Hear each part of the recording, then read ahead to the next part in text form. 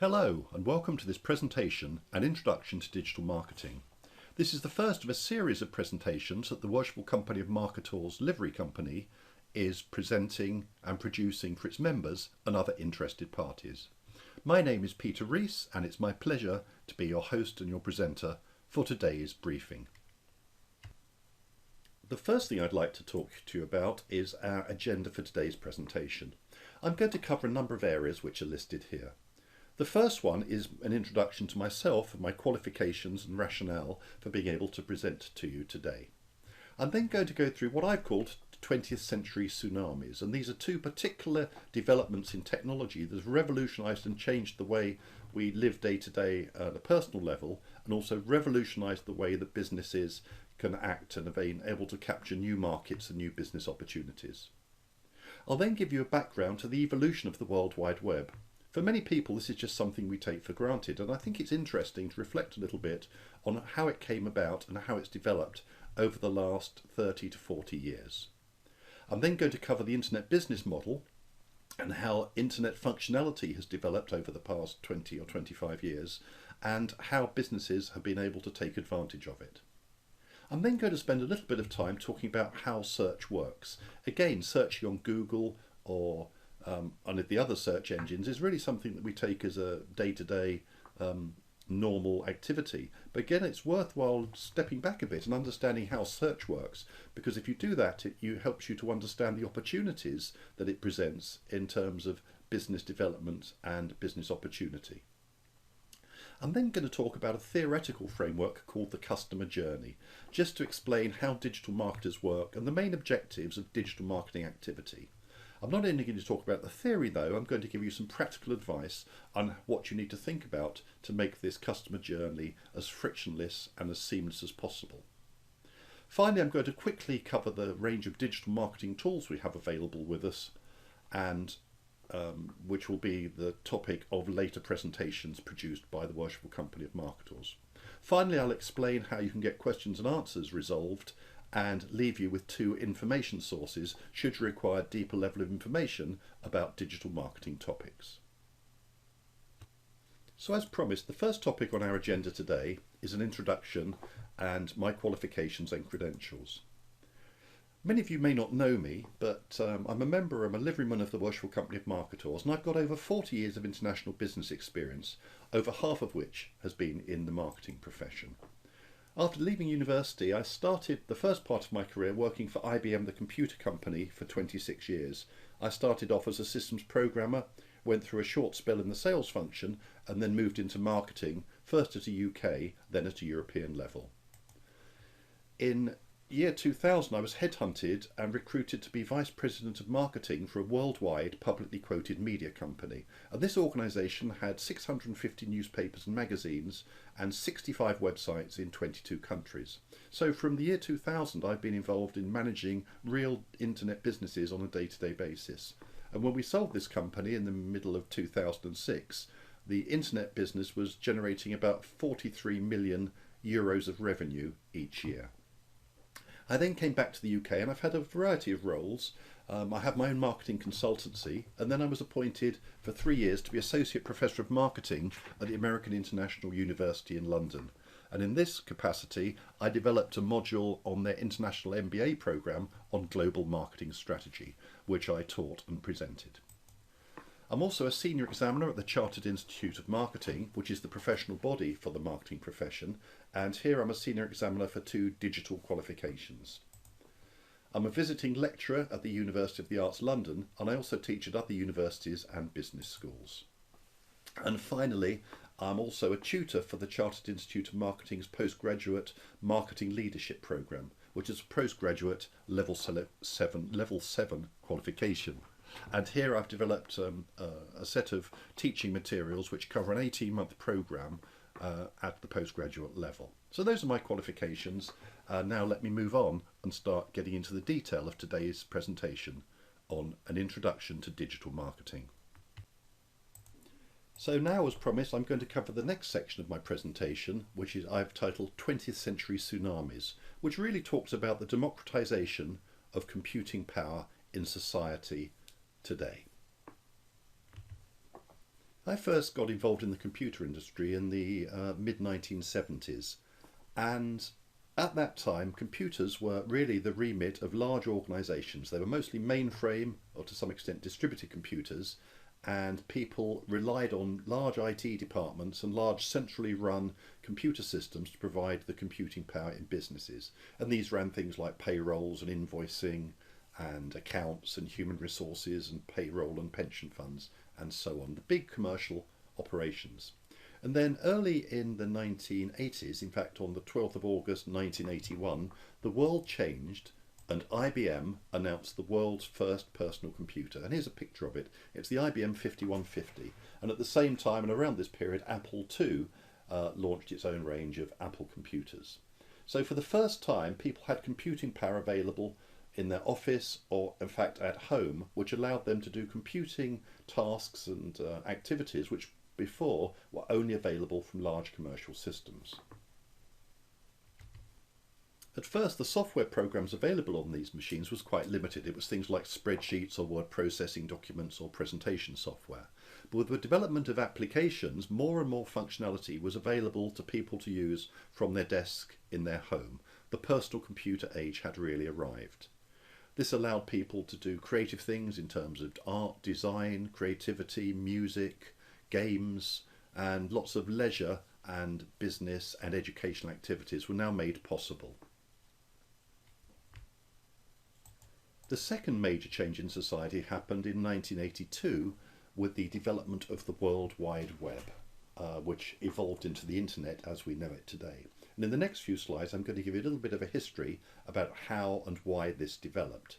But the two together, personal computing and the World Wide Web, really revolutionised society, education and commerce in a way that had never happened in the world before. It is as important in my mind as the Industrial Revolution. So personal computing power, which we now have available to us in mobile devices such as tablet computers or a mobile phone, connected to the global World Wide Web together, have really made a fundamental change in the way in which the world operates.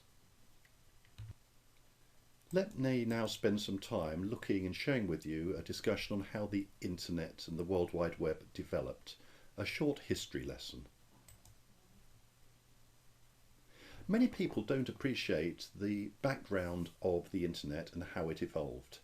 And let me start by explaining that it was basically built on a fear in the United States about the possibilities of nuclear war.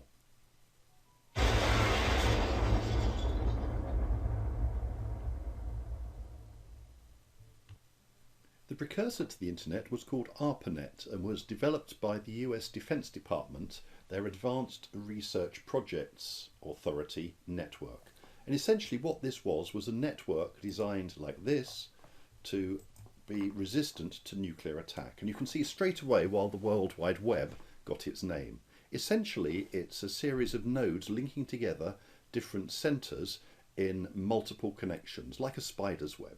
And the purpose of this was to make the network resilient to nuclear attack, so that military command centres or headquarters or military units operating in the field could continue to communicate with each other if parts of this network were attacked. So let's look at what might have happened.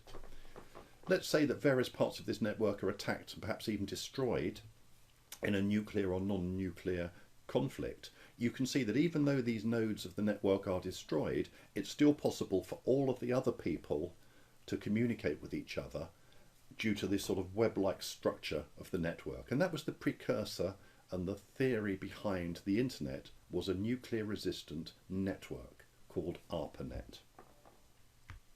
As global tensions reduced and the threat of nuclear war became a memory, the technology and the architecture behind the ARPANET was declassified, and the concept was made available and the structure was made available to institutions and research centres and universities, first in the USA and then around the world. So this web-based technology and this web-based network was made available for universities to share research information, resources, library content, and in fact help the academic community to collaborate on an international, in fact global basis. One of the centres that connected in the early years was CERN, the nuclear research establishment still in existence today with the Large Hadron Collider in Switzerland. One of the scientists at that centre was a gentleman called Tim Berners-Lee, who was a British scientist who saw the opportunity for this network and its possibilities not only for academic and educational research and collaboration, but also as a type of system that could help benefit commercial businesses on a national, international and global level. So on the next slide, I'm going to show you a short video of explain how Tim Berners-Lee harnessed these ideas and set up the architecture and the standards which have become the basis of the World Wide Web which we know and use today. So what's the web? It used to be difficult to explain what the web would be like. Now it's difficult to explain why it was difficult. In 1980, when we used fax machines to share documents and travel agencies to book flights and hotels, Tim Berners-Lee, a young Oxford graduate, first came to CERN as an independent IT professional to computerize CERN's proton synchrotrons control system. But back in the 1980s, at CERN, it was an exciting place to be. Lots and lots of information systems on different computers, on different networks, all incompatible. So the idea was that one should be able to communicate by sharing information. He needed to understand a mass of information and how to link people, hardware and software. For that, he wrote a program and named it Enquire, after a Victorian reference book he remembered from his childhood for giving easy access to a mass of useful information. Then he went back to the UK. When he returned to CERN as a fellow in 1984, the laboratory had grown to become a leading centre for data network, and he wrote software that ran over them. In 1989, he saw an opportunity to join hypertext with the internet.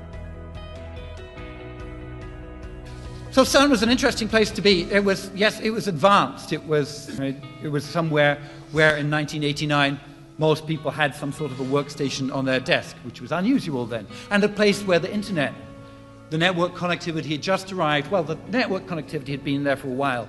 Using similar ideas to those underlying the Enquire system, Tim wrote the first proposal for the World Wide Web in March 1989 and his second proposal in May 1990. Together with Belgian systems engineer Robert Caillot, this was formalized as a management proposal in November 1990. By the end of 1990, Tim Berners-Lee had the first web server and browser up and running on his next computer at CERN. The number of hits on this machine, it started off as 100 a day, then a year later it was 1,000 a day, and then a year later it was 10,000 a day. In 1991, the first web server outside of Europe was up at SLAC, the Stanford Linear Accelerator Center in California. Many would follow. In 1993, CERN management decided that the web should act as an open standard for all to use. That was an essential decision. So the web we have. If we had not had that document from CERN, we would not have the web.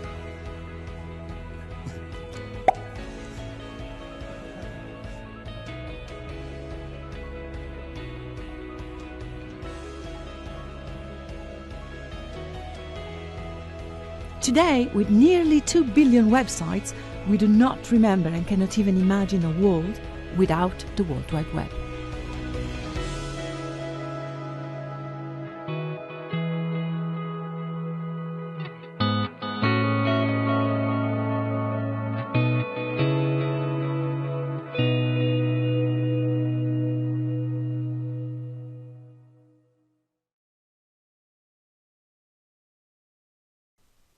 I hope you found that video interesting. So Sir Tim Berners-Lee, as he is now, is still very much involved and concerned about the internet, and broadcast recently a very interesting programme on BBC Radio, which you can access using the link below, where he talks about the concerns that he has about the ethics and governance of the internet today and the bad content that seems to be accumulating in some parts of it, which he feels could plunge towards a dysfunctional future. And he has some ideas and suggestions on how we could work together to mitigate these risks. So if you're interested in learning more about Tim Berners-Lee and his current thoughts on the internet, I encourage you to follow this link and listen to this very interesting programme.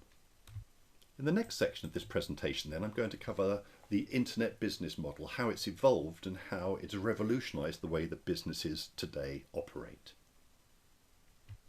So in this next section, I'm going to show how the internet has evolved from the late 1990s, when it really became available for commercial operation, and take you through the stages and talk about how we've arrived at the current position.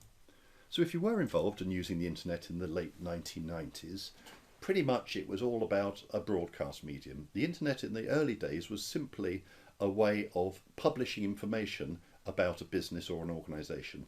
It was very much like an online version of print advertising. Websites contained fairly few pages in the first stage and were just literally almost online adverts, full page adverts, full screen adverts for the product or services that the company or companies had to offer to the public. It got slightly more sophisticated and the navigation improved, and the next thing that most companies did was essentially publish an online version of their product catalogue. You could look up the availability, the sizes and the cost of different products or product items from the company's catalogue. This evolved in the early 2000s into the first stages of e-commerce, where companies developed further so that they set up e-commerce platforms where you could actually buy and order products online, pay for it with a credit card and arrange delivery to your preferred address. Things changed a little bit more in 2004, which was the year that Facebook launched. And here we started to see a system, a social media platform that allowed first of all users to talk to each other, and then linking it into commercial operations allowed users to ask questions and give feedback to companies about the products and services. And essentially this is where we are today. Most digital marketers are concerned in most commercial organisations with e-commerce sales and use some form of either social media platform like Facebook or Instagram or similar services to get feedback from customers. They monitor what customers are saying to each other about their products and services on these platforms, and they use these networks of social media, whether it's YouTube or LinkedIn or Facebook or Instagram or Pinterest or Twitter, to broadcast and publish adverts to tell consumers about the products and services that they offer. So that's how the functionality of the internet has evolved, I would say, over the last 25 years. This evolution led to a revolution and gave power to a couple of companies who were smart enough to realise the opportunity that all of this presented. And the two companies I'm thinking of here specifically are Google and Facebook, who today are amongst the world's biggest companies, both with a market capitalisation of more than $1 trillion.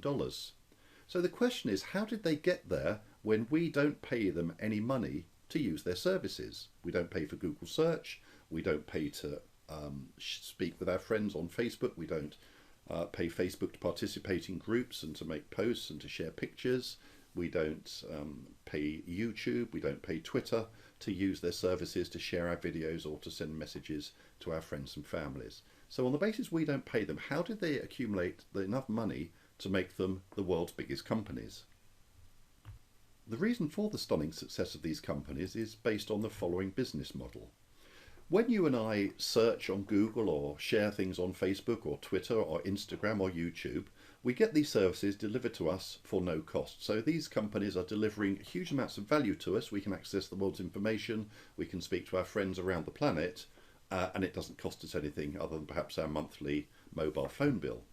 The reason that this works and the basis of this economic model is as follows.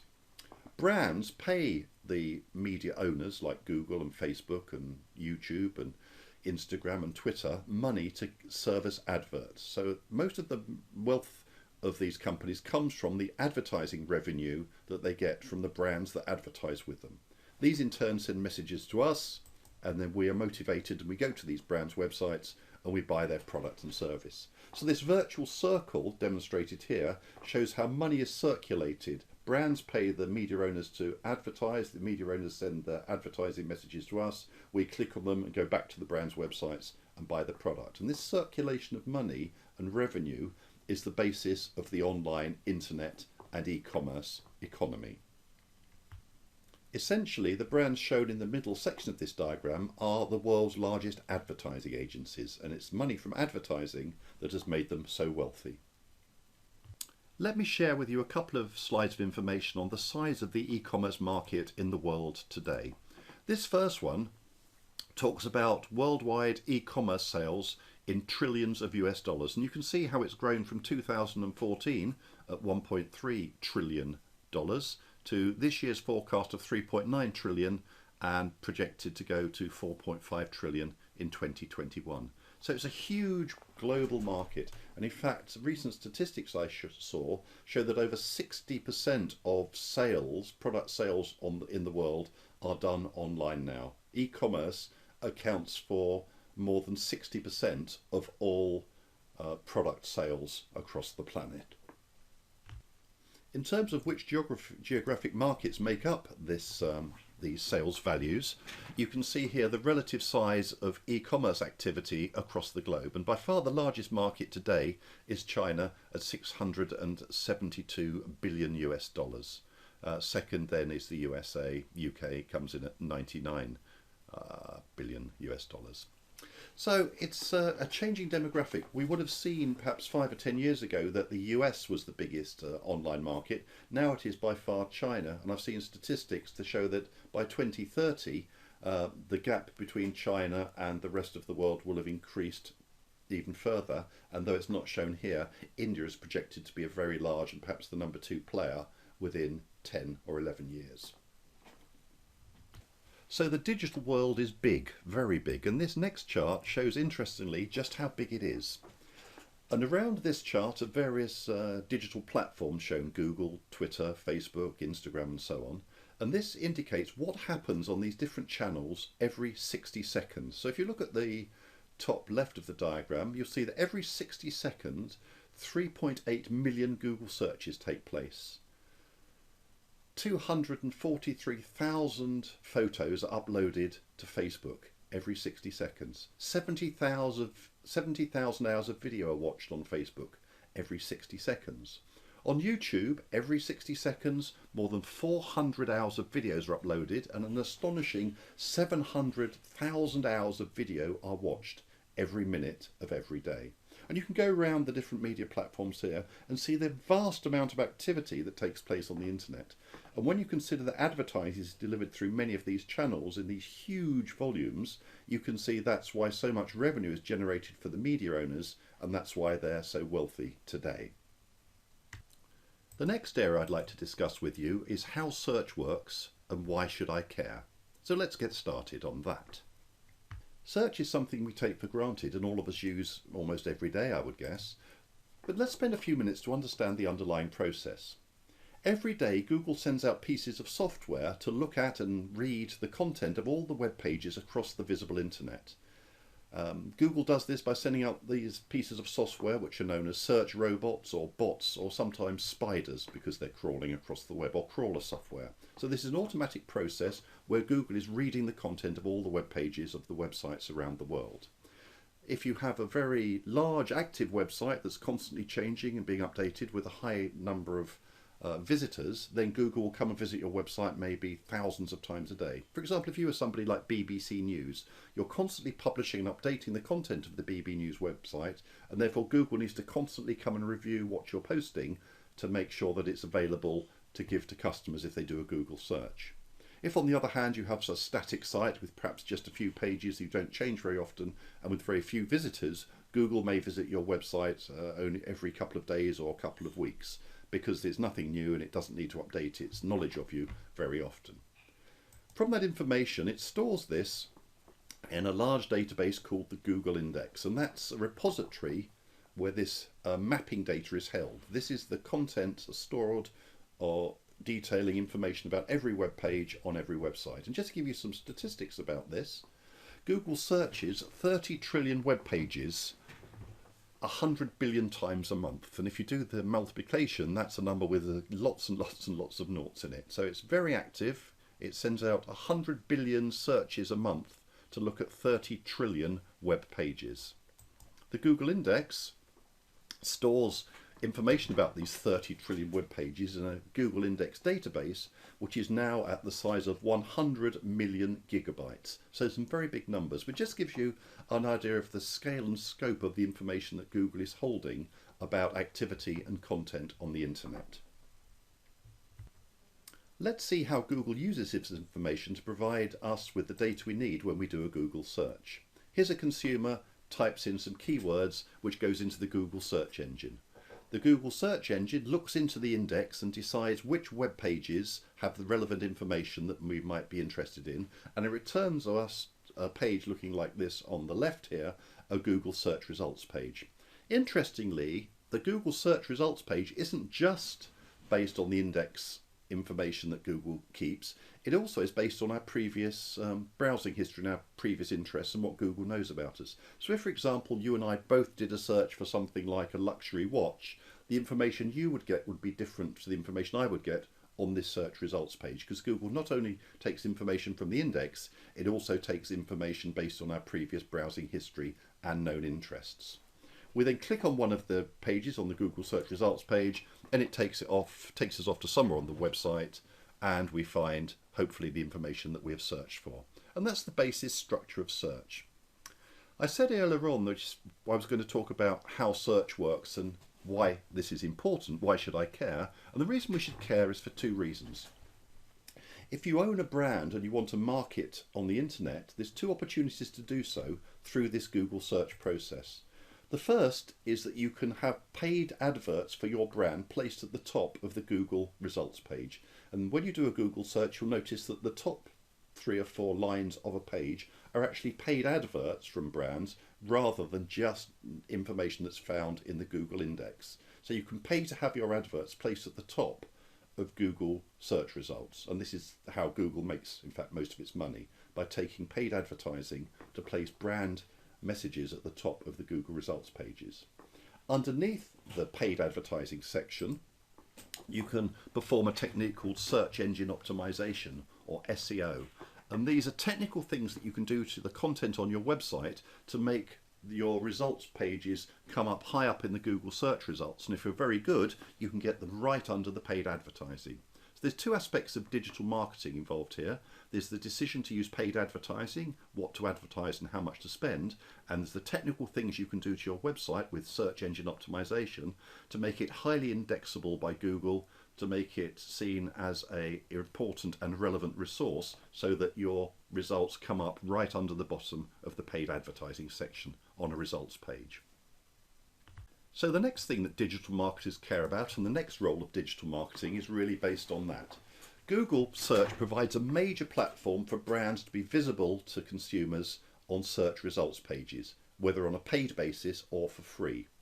And using techniques of digital marketing, we can make sure we take advantage of this and either pay for paid advertising or do search engine optimization to get our results high up under the paid section of the results page. And if we get to those positions, we will find that we generate a huge amount of traffic, which would then lead to e-commerce sales. So this is a major activity, and these two things of paid and free advertising on Google is called search engine marketing, one of the key activities of digital marketing professionals today. Just as an aside, because I have a predilection for blowing things up apparently, has it ever occurred to you what this really means? If the World Wide Web came under a cyber attack and some bad actor decided to destroy the information on all of the servers across the whole of the visible internet, that would cause a big problem for many companies. But in fact, Google, because it maintains this index, could theoretically rebuild all of the web pages based on the information it keeps in its index. Essentially, think about this, Google has a copy of the whole internet. And I just find this remarkable, and often people don't actually realise the capacity and the data that they're holding. They could rebuild the internet from their index. Let's move on to one of the next sections in my presentation, which is a discussion on a concept called the customer journey. And I'm going to outline the theory of this and then say how you can use this knowledge and use this model practically for your digital marketing activity and e-commerce. This brings me on to the second role of digital marketing I want to discuss with you, and that is using the tools and techniques to persuade customers to visit our digital media, interact with it, buy our products and services, and return to do so again and again. And the underlying concept behind this is based on something called the customer journey, which I shall explain on the next slide. The customer journey considers the steps that customers go through in their mental processes as they decide to buy a product, and it's based on these 5 stages. Now sometimes you'll see them labelled slightly differently, but this is just a good generic way of describing it. First of all, we want to communicate with customers to make them aware of the products and services that we sell. We want to give them enough information to make them consider buying them, so put it on their list of consideration. If I'm thinking of buying a car, first of all, I might want to communicate with the customer to make sure that they're aware of the cars that I sell. I want to give them enough information to interest them and make sure that they consider my car amongst the list of 2 or 3 they might go and test drive, and then persuade them to purchase my brand, to keep them after they purchased it, make sure that they're happy, keep providing added value products and services, and make them an advocate of my product who say positive things about it, and hopefully return in years or days or weeks to come and buy another product or service from me. And the tools and techniques I use in this customer journey are shown here as examples. So there's a whole range of digital and in fact offline techniques that I can use to communicate with customers at the different stages of their journey. So from the left, I might do radio and TV and print advertising or word of mouth or online advertising to persuade the customer to come and look at my website. I might sell them, then send them an email to give them more information, invite them for a test drive. I might do pay-per-click or Google advertising, use social ads reviews. So you can see on this curly black line, there's lots of dots where there's different tools and techniques and channels and methods I would use, both digital and offline. So the things shown on that wavy black line are just for examples, but it just shows we use the digital marketing toolkit to try and persuade customers to move through this process from awareness to purchase to retention and to make them an advocate of our product. And that essentially is the concept of the customer journey. So one of the very important roles of digital marketing relates to what I've just shown you, and that is concerns the tools and techniques to facilitate the customer's smooth movement, frictionless movement throughout the customer journey, from awareness through to purchase through to retention. And what we seek to do is delight them with our products and services and the experience they've had, and then bring them back to our website and back to our e-commerce platform again and again. And that's perhaps one of the main functions and the main roles of digital marketing today. So that last view of the customer journey looked at things from the customer's point of view, the mental steps they go through from becoming aware of a product to considering it to purchasing it and so on. There's another version of the sales funnel which is much more company centric, and this is how businesses look at the customer journey from inside the business. And it's called the sales funnel. Literally it looks like a funnel, just like this. And what we're trying to do is get lots of visitors to come in the top to visit our website. We want to attract new visitors to our website. We want to make it easy for them to navigate and browse our products and services. We want them to search and understand the pricing, the availability, and any customer feedback or positive reviews that might be posted and hosted there. We want them to add the products to the cart and then check out and give us some revenue.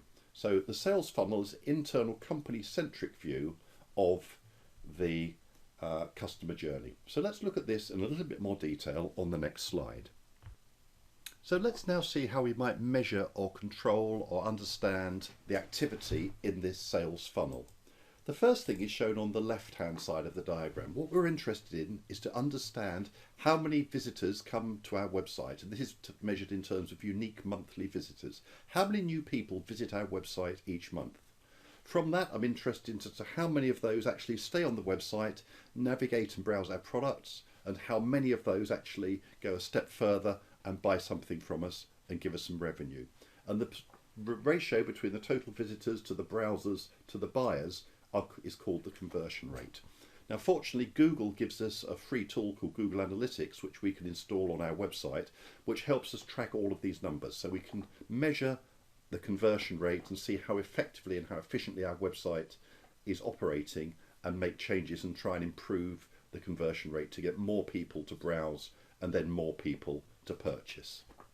The other side of the picture is shown here, because I'm spending money to generate leads. I'm spending money to draw people to my website. I'm advertising my website on Facebook or Twitter or by email or by social media advertising or pay-per-click advertising on Google. So I spend money on different channels to generate leads to my website. And what I'm interested in is how much sales revenue comes from the different leads that I'm spending to attract. So for example, if I spend some money on Facebook, how much money comes back in terms of sales revenue from my Facebook advertising? If I spend on Twitter, how much money comes back from revenue from my Twitter advertising, or from my email campaigns, or from my LinkedIn or YouTube advertising? So the other half of activity in the metrics in digital marketing departments is to look at the return on investment, comparing the money I spent on different channels to generate the leads, compare that to the sales revenue for each of those lead sources, and work out a return on investment for each. And then I can decide whether to perhaps cut back on my advertising on Twitter because it's not as effective, and spend more money, for example, on Facebook because that gives a better return on investment, a better return on the money that I'm spending to generate leads via that channel. So on that diagram there are the two main sets of metrics that digital marketing people care about: the conversion rate and the return on investment on different sales channels. Which brings me to summarise the next role of digital marketing, based on what I've just shown you, is to optimise and attract as many visitors as possible and maximise the conversion rate. And also to understand which investment in lead generation gives us the best return on our money. So it really talks about the two sides of the sales funnel I showed you on the last diagram. The traffic I'm generating to visit me, the conversion rate of that traffic into sales, and on the right hand side of the last diagram I showed you understanding the return on investment for the digital channels in which I invest to generate revenue. And those are the next two important roles of digital marketing today.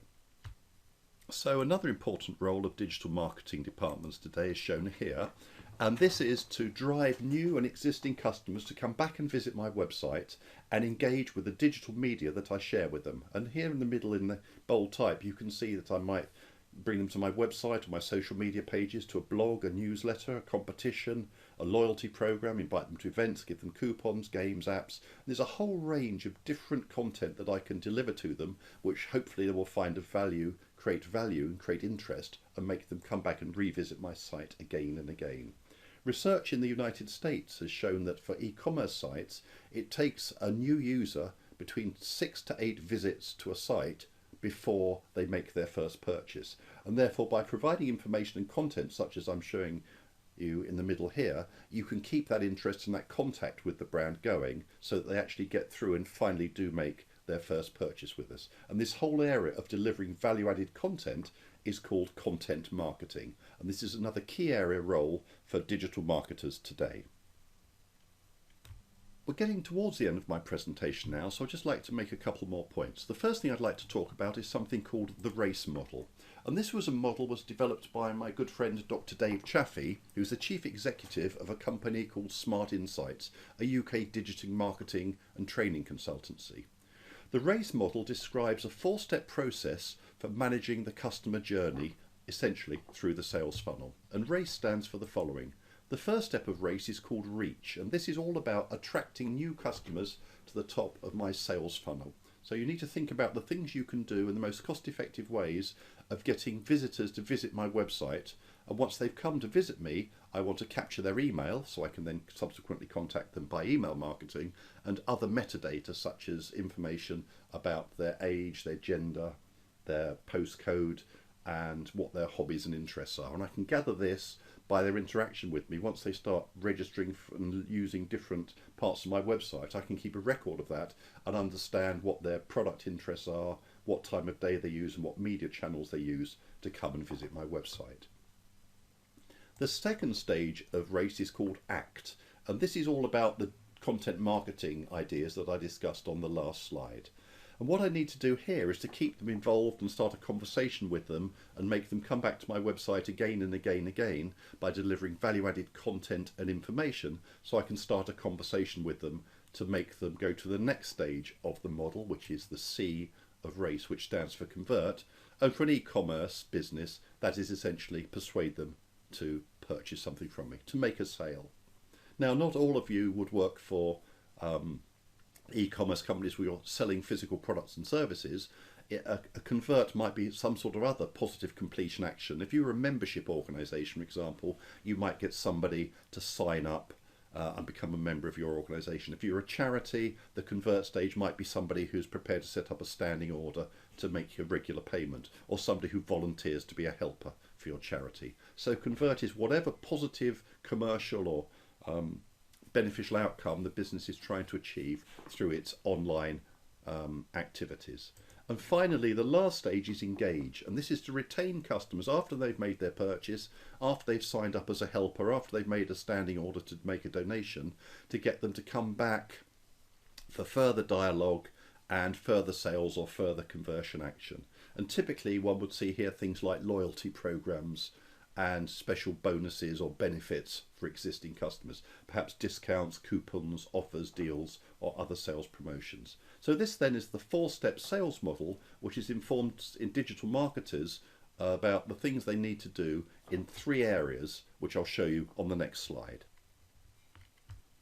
So based on what I've just said, I think it's quite clear how you can see that the RACE model maps onto this sales funnel activity. The first step of RACE is reach, and this is about getting visitors, new visitors to come and visit, pour them into the top of the funnel. Act is about interacting with our brand to navigate and browse our products and to search and review customer feedback. Convert is persuade them to add the product to our cart and check it out if we're an e-commerce site. And engage is to keep the conversation going, give them extra added value with rewards or loyalty programs or discounts, offers and deals, so they come back again and become a repeat customer. So that's how the RACE model maps on to the sales funnel. So let's look at the practical things we need to do now and the things we need to think about to make the RACE model a success. There are 3 areas where we need to set details. And the first is the objectives. What would we need to do to measure the success? What targets would we need to set to measure the success of the different stages of reach, act, convert, engage? What tactics and tools could we use to deliver those objectives? And finally, what metrics and key performance indicators would we use to assess the success of our activities? And I'm going to look at those in a bit more detail on the next slide. So as I said, here is the detail filled in just with some examples. So you can see for each of the stages of RACE, I've set some objectives, some tactics, and some metrics and KPIs. And I would just stress these are just examples. But looking at the last line, for example, for engage, the objectives might be to do with repeat revenue, loyalty, customer referrals, or customer satisfaction. And the tools and techniques that I might use, the tactics might be, for example, a loyalty program or sales promotion activity where I send rewards or discounts or offers to customers who bought a product previously. And I might use metrics and KPIs to do with my loyalty management tools, my customer satisfaction survey information, or a customer relationship management system whereby I'm recording the sales made by individual customers. So as I say, just some examples, but practical ways in which you can use the RACE model to manage the success of the customer journey. In one of the columns on the previous chart, I talked about digital marketing tactics, and here are the tactics you can use to help customers through their journey. It's things like email activity, social media advertising, search engine marketing or pay-per-click Google advertising, search engine optimization, blogs, social networks, online PR, and your company website.